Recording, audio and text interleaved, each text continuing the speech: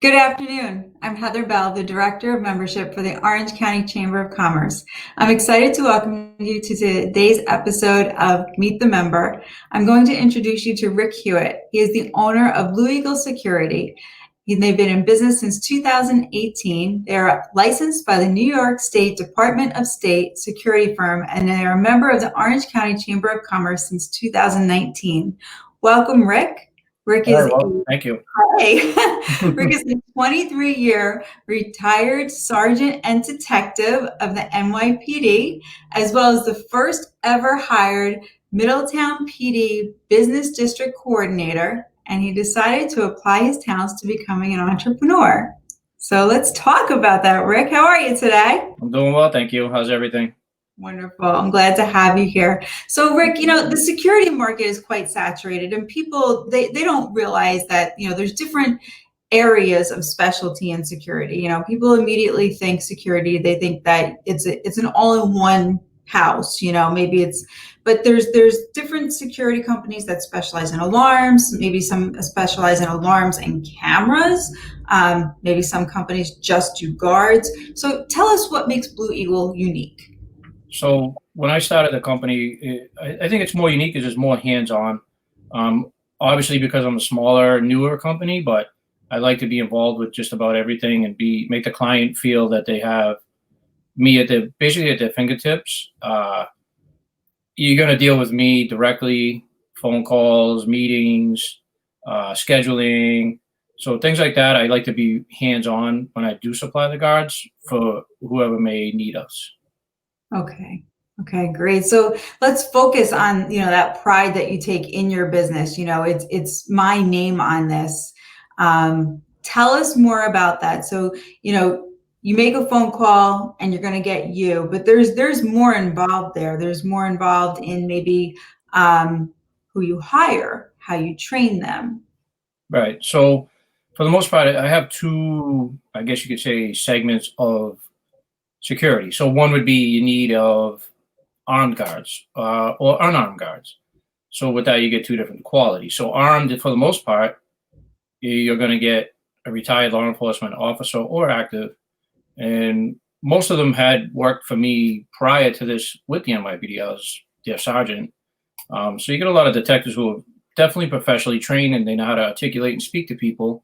The unarmed guards, at times you'll get the same people, but otherwise you get I like to hire, my idea is I have a lot of, well, they're all trained and have the New York State licenses, but I like to get the younger generation who aspire to become law enforcement. So it gives them a good background, good basis with me, because they could use me in the future to help them get into law enforcement. So you get a better trained kid and just more professional who can articulate, and I stress integrity with everybody.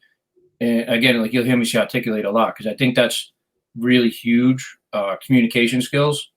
Because a security officer, the last thing you want to do is go hands-on with anybody, especially these days. So anybody who's trained and knows how to diffuse or help you're already one step ahead.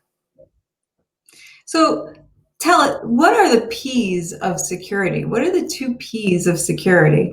The two P's, professionalism. In professionalism, and what's the other one that you're thinking of? I heard from a little birdie, I was doing my research on security, and I heard that it was people and property. Oh, people and property, of course. Well, because you're protecting both of them. You're right. So that was a trick question, but you got me on that. 100%. That was Number one, people and property, because that's why you're there. You're protecting both. Right. So now you don't just protect, we'll just say, a strip mall, or, you've got some unique accounts, and would you like to share with our viewers what makes you unique and some of your unique customers? Sure. So property management is obviously one where we help with from beginning stages, construction, all the way through to establish condominiums, homeowners associations who feel the need to have security. That's one aspect. Retail is another aspect where we tend to work at the stores, and especially now with COVID, it's been utilized in a different way where you're really there to help them monitor, of course, the numbers, how many people can enter their store or not enter the store, maintain that type of order, as well as remind people to wear their masks, if need be, assist with the temperature screenings. So it allows the uh, the staff to do what they're hired to do and concentrate on their responsibilities, and we can assist with that and make the everyday routine feel somewhat routine for these days. Right.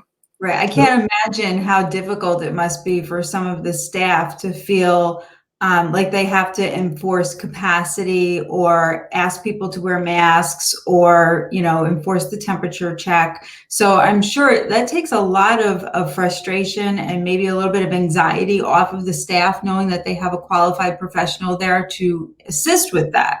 Yeah, absolutely. And in addition to that, too, like you take the pressure off them, but it allows them to not be, let's say, not so much per se like the bad guy. So they're not telling someone, hey, you can't come in without the mask, but you leave that on the security. So when they enter, the person inside is just able to assist with them and just go with it and have nothing on their conscience about telling people basically the rules and regulations. Sure. So, we talked about, that some of your staff comes from prior military, prior law enforcement, and that they all have, the New York State license for security guard. But you have your own standards of training and operation that you expect them to represent you and Blue Eagle by, and maybe some de-escalation training that you enforce as well prior to sending them out. Talk about that. So yeah, I kind of touched on it, but it's exactly what I do stress as communication skills. Not we're there to not have confrontations. So the better you can talk to people and articulate your needs, responsibilities, the less likely you to have an incident that goes awry. So that's one thing, as well as you have to look good. You have to have a good appearance, your uniform, your integrity. You have to have that, or else you're not going to be able to speak to people. So those are just some of the things I touch on with guys that will go out and work for me. I have to make sure that they're going to represent me in a professional way. So that's definitely huge in addition to whatever prior training they may have. Mm-hmm, mm-hmm. And now, so let's go back to your own experience and what makes you qualified to not only be an owner of a security company, but also to train other individuals to represent you and your company. So you provided personal protection to some high value individuals, celebrities. What else besides your PD training? Besides PD training, so it kind of goes along with PD training, but with what you're saying, I've been dignitary trained, so executive protection, like you said, I have worked with high profile individuals. Am I able to say who I worked with? I mean, Yeah. I worked with Rachel Ray. I worked with Wendy Williams. I worked on the Martha Stewart show. I forget what year actually, so I'm getting old. I was the Wayans brothers personal protectant / bodyguard at the MTV Awards. So I've been in high profile situations, and I'm able to kind of pass that on to the guys that come and work with me. Looks like you have a fan. Can you see? Oh, yeah. It's a good buddy of mine right there. Yeah, very nice. Well, thank you, Pedro.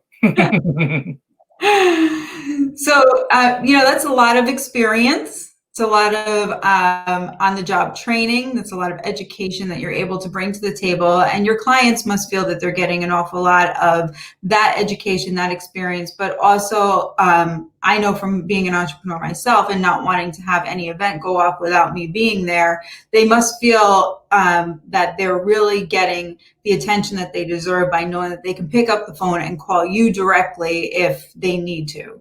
Right. And I'd like to think so. And that's what I pride myself on, that I'm very hands-on. And, it has to be that way, because if I don't know what's going on, how can I tell somebody to go there and do X, Y, and Z without knowing how to do it myself? So I need to be there and make sure they're doing what's expected. Sure. Now, when I started the segment, I was talking about different kinds of security companies and what they specialize in, and not all companies specialize in the same thing. So is Blue Eagle strictly guards? Yes, we are strictly guards. Have the capability of doing private investigations, but that's on my end of it.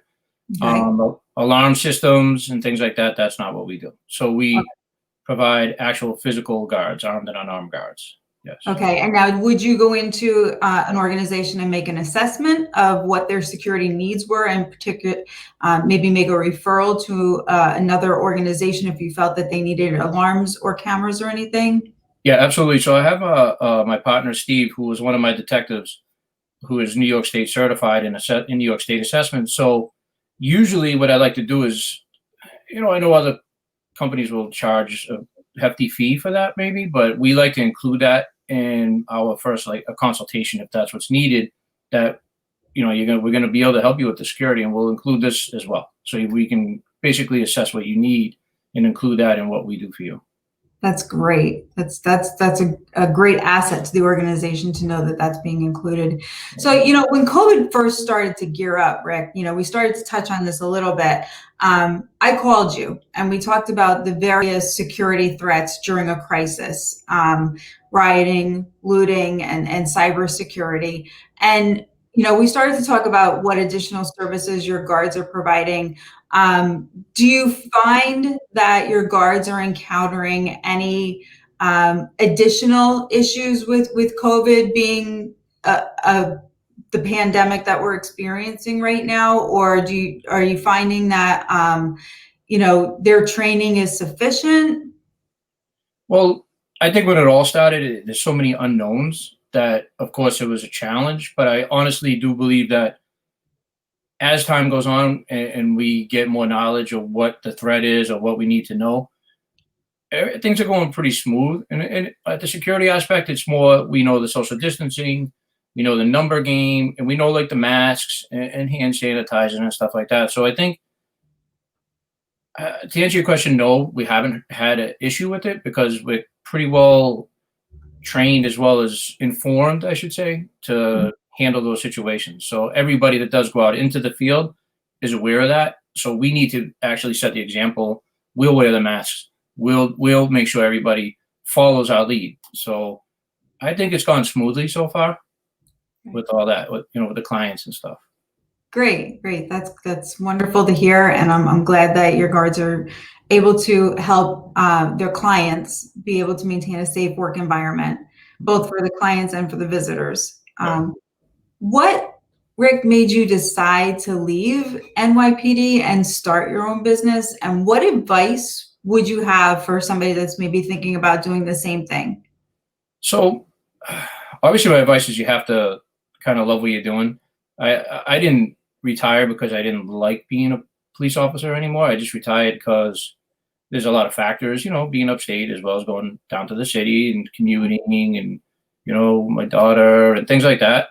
So in order to stay active, that's why I went with Middletown. And to start the company was just something that I'm so familiar with, as far as, so like I mentioned, I worked with the high profile people. So instead of working for other people, I wanted to do it myself. And I think it's great because I really enjoy, the more clients I get, the more people I can get to work and get involved in the whole security world. And it's just nice to have people work. And, I like that. So just beginning the whole company was more because I wanted to see where I could bring it. So right now we're doing well, and I'm always looking to do better. So that's how I got into it. Wonderful. Are there any charities that you're passionate about supporting? Yeah. So I've always I have a soft heart for kids.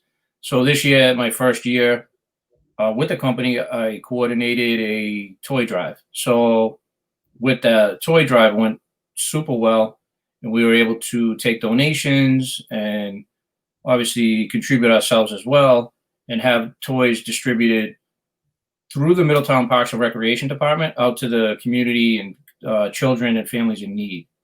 So that was the one I did on my own. And I also recently have been, I guess, honored because I am working with, who I think is a chamber member as well, Rumshock, and I'm on their advisory board to, what they're going to do is help veterans who come back home, who may need therapy or whatever it is, and they're building a tiny home community, location yet to be determined, but we are in the process of that, where the veterans are going to have that opportunity to kind of get back into society and have the proper therapy and help that they need to do that. So, And somewhere to live. Yes, they are. I mean, I love that. I mean, I think that's great. So even with that too, when it does all take off, ideally what I want to do too is when they are able to work, then why not get them involved in security? Because it's kind of all, they go from military to possibly security, and employ them as well, and let them work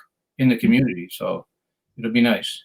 So I too am passionate about Rumshock because I too support veterans, as you know, but also because they were the very first members that I got to engage their investment when I came on in the chamber. Well, it started a good thing because you're doing a great job. I appreciate it. You're doing great with that. Is there anything else you want to share, Rick? No, that's it. Thank you. We also had another fan. I don't know if you saw Brian said hi as well. Yeah. Hi, Brian. Thank you for joining us today, Rick. And thank you so much for your continued support of the chamber and allowing us to help you grow your business. Okay. Thank you, Heather. All right. Take care, Rick. You too. Bye. Okay. And thank you to all of our members, and thank you to our corporate partners as well for your dedication and commitment to the mission of the chamber. Just a couple things to remind you about. Tomorrow is our virtual speed networking, our second one. Thank you to all that responded to the poll for the time. Our original one about a month ago was at 5:30. A poll went out in the Wednesday email, members supporting members, asking what the better time would be, what was more convenient, and the majority ruled, and 4 o'clock it is. So tomorrow at 4 o'clock, members and non-members are invited, but you have to register. Go to orangeny.com and register to attend. I'm looking forward to seeing everyone there. It'll be a lot of fun. What else is there going on? The Orange Open. I mean, come on, let's get out and do some golfing. We can do it. It's open air. Check that out on orangeny.com as well. There's a lot more. Just go out to the website. There's events going on, meet the members, ribbon cuttings, you name it. It's all out there, orangeny.com. You can always reach out to me directly, Heather B at orangeny.com. Thank you and have a fabulous day.